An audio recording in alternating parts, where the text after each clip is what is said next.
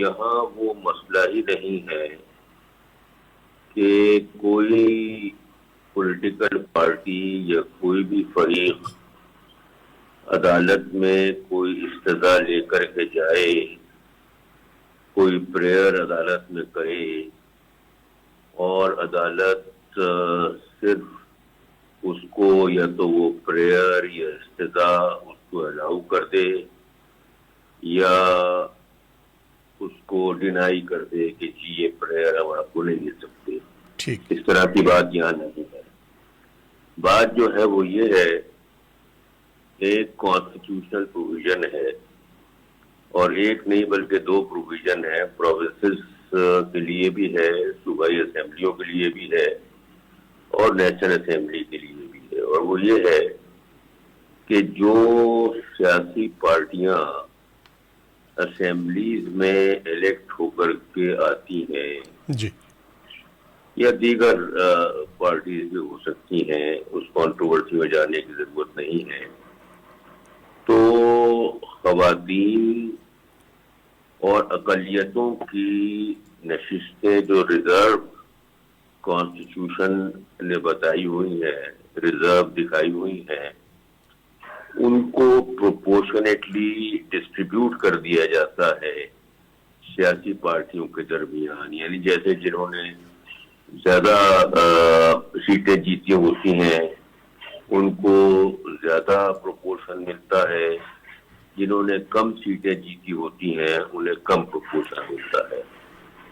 तो लिहाजा यहाँ पर सवाल ये था कि एक अजीब व गरीब किस्म का कंफ्यूजन पैदा हुआ उसमें।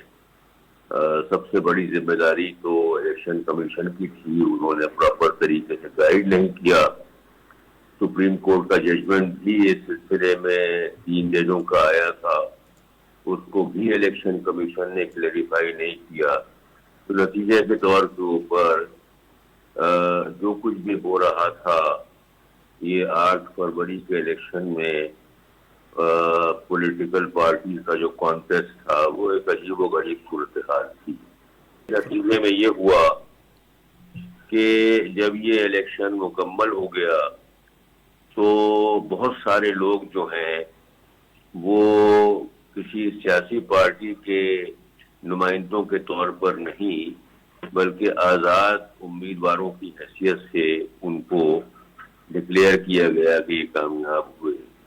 अब उसमें एक शेख ये भी है कि जब आप इस तरह के किसी इलेक्शन में कामयाब होते हैं तो जब आपका नाम गजट हो जाए कि आप कामयाब हो गए तो उसके 3 दिन के अंदर अंदर आप किसी सियासी पार्टी को ज्वाइन कर लेते हैं। ठीक।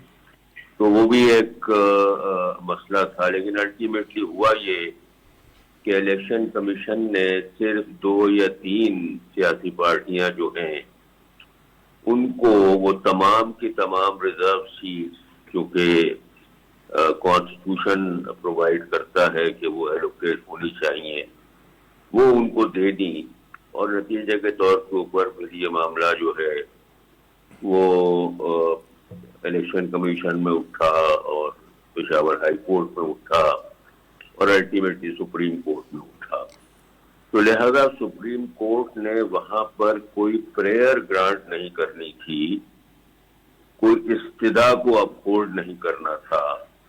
उन्होंने फैसला ये करना था कि ये रिजर्व सीट्स जो कि कॉन्स्टिट्यूशन ने एलोकेट की हुई हैं, ये मौजूदा हालात में 8 फरवरी 2024 के इलेक्शंस के नतीजे में किन किन पॉलिटिकल पार्टीज को और किस किस प्रोपोर्शन में उनको एलोकेट करना है जी। और वो उन्होंने जो सूरत हाल थी उसमें कर दिया। तो लिहाजा ये कहना कि एलोकेशन जो है वो कॉन्स्टिट्यूशन के मातहत नहीं हुई या जो प्रेयर थी उसकी कन्फर्मिटी में नहीं हुई या इस्तिदा के कंसोनेंस में नहीं हुई, ये बात बिल्कुल गलत है।